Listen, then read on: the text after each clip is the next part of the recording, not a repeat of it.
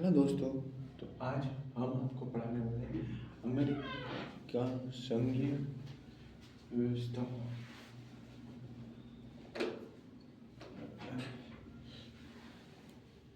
जिसमें हम देखेंगे कि अमेरिका की संघीय व्यवस्था कैसे होती है और किस प्रकार से उधर की संघीय व्यवस्था चलती है। तो आज हम उसी पे एक चर्चा करेंगे। अमेरिका की व्यवस्था में संघीय तत्व। अब उसके अंदर तत्वों कौन से होते हैं।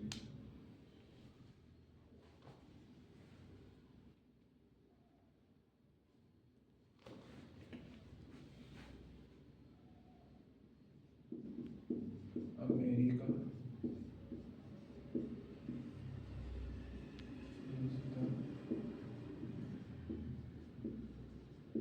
व्यवस्था की संघीय तत्व।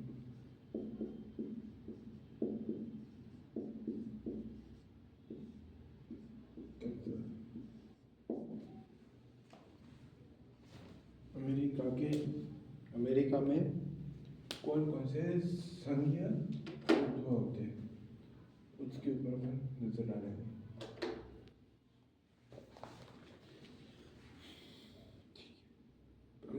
अमेरिकी संविधान में कहीं भी संघ शब्द का प्रयोग नहीं किया गया। नहीं, अमेरिका में जो संघ शब्द है उसका कहीं पर भी प्रयोग नहीं किया गया। फिर भी अमेरिकी संविधान में संघीय शासन के तत्व स्पष्ट रूप से दिखाई देते, जिन्हें निम्न दो बिंदुओं में दिखा जा सकता। वहाँ पर संघ शब्द संविधान में देखा नहीं जा सकता और उधर संघ जैसा कुछ है ही नहीं। फिर भी वहाँ पर अपन को उसके दो रूप दिखाई देते हैं संघीय व्यवस्था के। पहला है प्रभुत्व शक्ति का दोहरा प्रयोग, दूसरा है शक्तियों का विभाजन।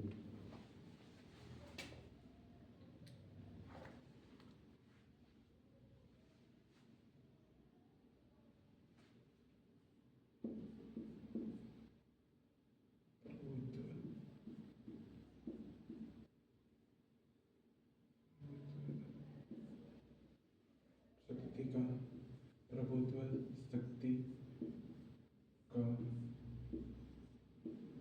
दोहरा प्रयोग। ये हो गया पहला पॉइंट। ठीक है, अभी अपन इसे बात करते हैं कि प्रभुत्व शक्ति का दोहरा प्रयोग कैसे करता है। यद्यपि संप्रभुता का विभाजन नहीं किया जा सकता।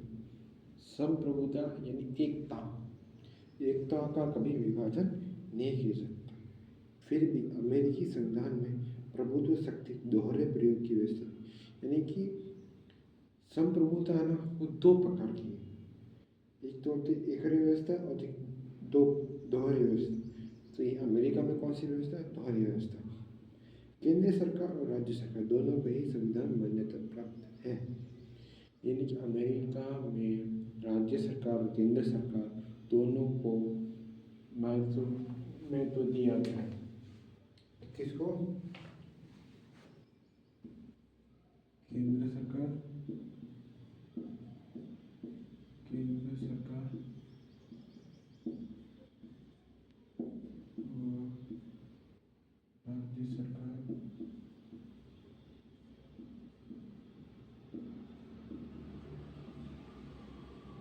राज्य सरकार को समान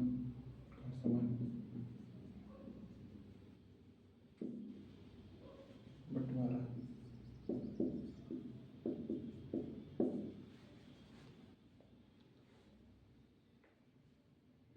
इसमें क्या प्रभुत्व शक्ति का दोहरा प्रयोग होता है। केंद्र सरकार और राज्य सरकार का जो काम है वो सामान्य रूप से बराबर बांटा गया संविधान के रूप से। ठीक है, ये हो गया अपना पहला पॉइंट। दूसरा है शक्तियों का विभाजन। अब तुमने देखा क्या, अब इधर अपन को संघीय व्यवस्था देखने को नहीं मिलती है, पर हम यहाँ पर अपन को दो रूप देखने को मिलते हैं संघीय व्यवस्था के। पहला तो हो गया प्रभुत्व शक्ति का तौर पर, जिसके अंदर केंद्र सरकार राज्य सरकार को समान रूप से बंटवारा कर रखा है कि दोनों को संविधान रूप से अपने मान्यता दे रखी। दूसरा है शक्तियों का विभाजन। अब इसमें दूसरा है शक्तियों का विभाजन।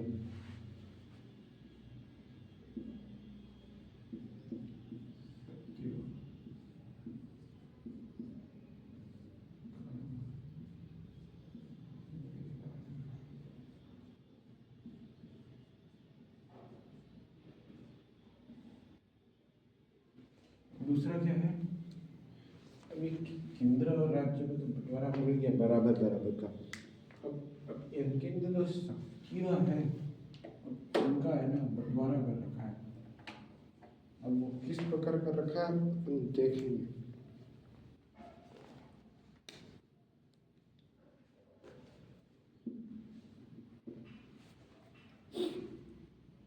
शक्तियों के विभाजन संघीय व्यवस्था का सर्वाधिक महत्वपूर्ण तत्व। ये जो शक्तियों का जो विभाजन है ना, इस संघीय व्यवस्था का एक महत्वपूर्ण व्यवस्था है, तत्व है। संघीय शासन में संविधान के द्वारा शक्तियों का विभाजन केंद्र सरकार तथा राज्य सरकारों के बीच शक्ति विभाजन कर दिया जाता है।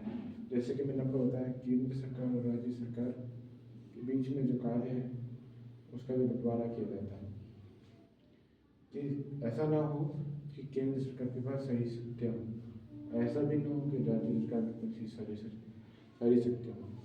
दोनों को बराबर बराबर शक्तियाँ प्राप्त है, जिससे कि कभी भी अराजकता नहीं फैलेगी। अमेरिकी संविधान में अनुच्छेद 1 में 8वीं तथा 10वीं धाराओं में केंद्र तथा राज्य सरकारों के बीच शक्तियों का विभाजन किया गया। अब शक्तियों का जो विभाजन है ना, वो निम्न अनुच्छेदों में किया गया है। और वो है अपना, पहले तो है अनुच्छेद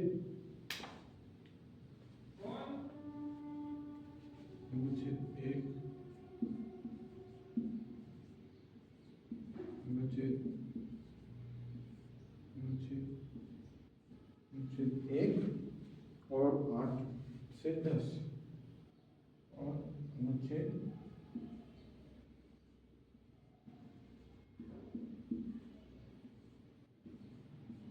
8 से 10 में या इसमें हमको शक्तियों का विभाजन देखने को मिलता है। अमेरिका में केंद्र और राज्य की सरकारों के जो बंटवारा किया रखा है, जिसको बोलते शक्ति विभाजन। अपन ने पहले पढ़ा शक्ति पृथक्करण सिद्धांत, उसमें भी उन शक्तियों का जो विभाजन है किस प्रकार से किया था वो पहले भी देखा हुआ है। इसलिए अब उसके कहाँ देखा, अनुच्छेद 1 में और अनुच्छेद 8 से 10 में देखा जाता है। राज्य सरकारों के बीच शक्तियों। अमेरिकी संविधान में शक्तियों के विभाजन के लिए गणना व अवशेष के सिद्धांत को अपनाएंगे। अब इसमें एक चीज को अपनाया गया, एक सिद्धांत को अपनाया गया। वो कौन सा सिद्धांत है? वो है गणना व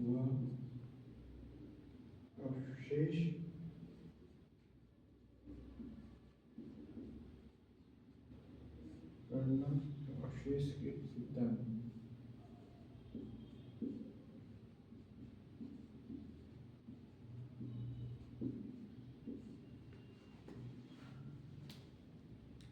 इसमें क्या है, कौन से गणना अपनाए गए हैं? गणना और अवशेष के सिद्धांत अपनाए गए। और संघीय शक्तियाँ और केंद्र सरकार और राज्य की शक्तियाँ बंटवारा वो किस प्रकार किया रखा है। यहाँ तक आपने नोट कर लिया होगा, एक बार स्क्रीनशॉट कीजिए।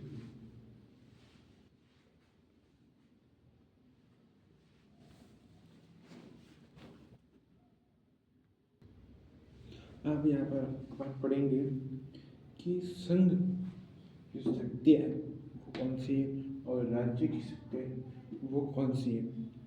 यहाँ पर हमारे पास 10 शक्तियाँ हैं, तो उसमें से पहली शक्ति है अपने पास संघीय कार्यों चलिए कर लगाना, यानी कि जो केंद्र से जुड़ी हुई जितनी भी चीजें हैं उसके ऊपर क्या लगाना, कर। संज्ञा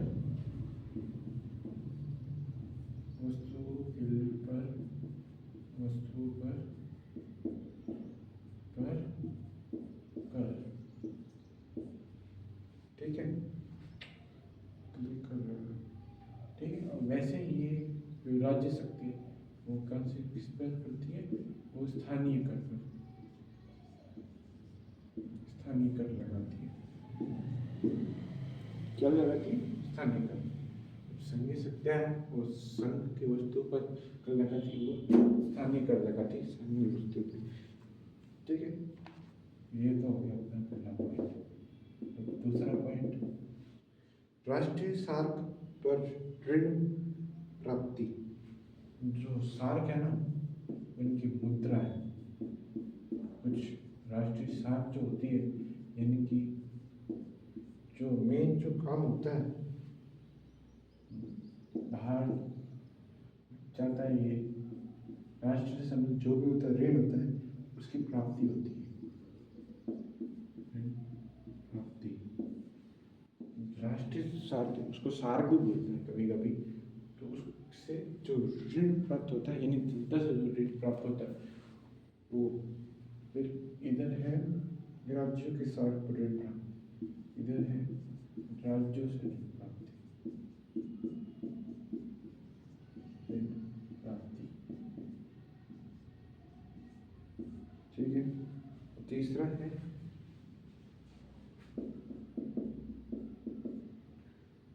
अंतर्राष्ट्रीय व्यापार का नियम।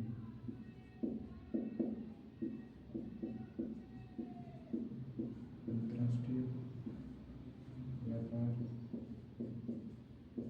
का नियम, ठीक है। अब ये क्या करती है, अंतर्राष्ट्रीय व्यापार नियम बनाती है। अब ये क्या करती है, राज्यों के आंतरिक क्षेत्र में व्यापार का नियमन करती है, यानी कि जो राज्य में जो व्यापार होता है, राज्य में व्यापार पर नियमन, ये जो राज्य में जो व्यापार होता है उसके अंदर ये नियम बनाती है,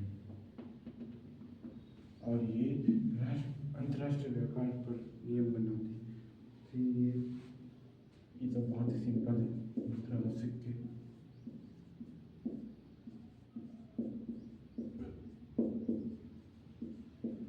ठीक है। मुद्रा और सिक्के, दीवानी और खरीदारी का,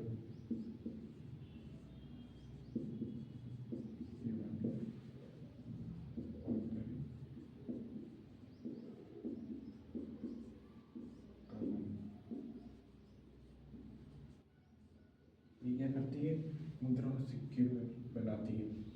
ये क्या करती है, दीवानी और फौजदारी को बनाती है, ठीक है। अब लास्ट अपन लिख देते हैं, बाकी के आप 5 मुझे कमेंट में लिख देना। ये है एक पेटेंट,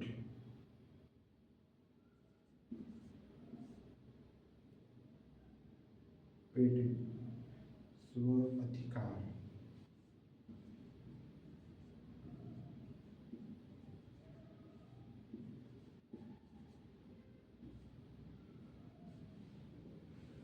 परोपकार व्यवस्था,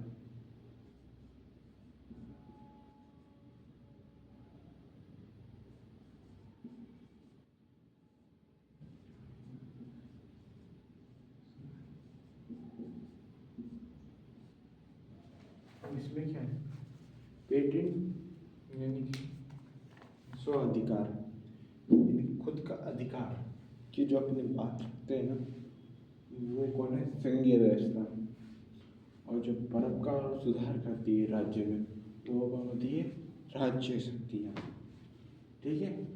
पहला कौन सा हो गया, संघीय वस्तु पर कर, यानी कि जो संघीय जो वस्तु है उस पर कर लगाना, और राज्य में क्या हो गया, स्थानीय वस्तुओं पर कर लगाना, फिर हो गया राष्ट्रीय साख पर ऋण प्राप्ति करना, मतलब राष्ट्र के जितने भी साख पर जनता से जितने भी ऋण आते हैं वो खुद को प्राप्त करना। अब ये और कुछ ऋण ऐसे प्राप्त होते हैं जो राज्य से प्राप्त होते हैं। फिर अंतर्राष्ट्रीय व्यापार करता है ये संघीय शक्ति, ठीक है। फिर के नियम बनाता है।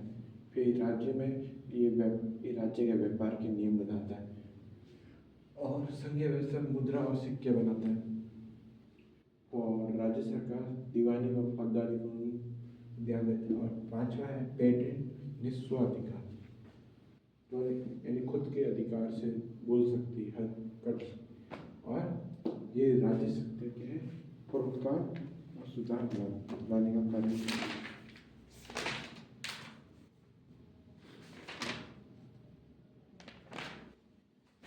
ठीक है दोस्तों, आज के लिए बस इतना ही। आपको अच्छा लगा हो तो लाइक शेयर एंड कमेंट जरूर कीजिए। जय हिंद, जय भारत।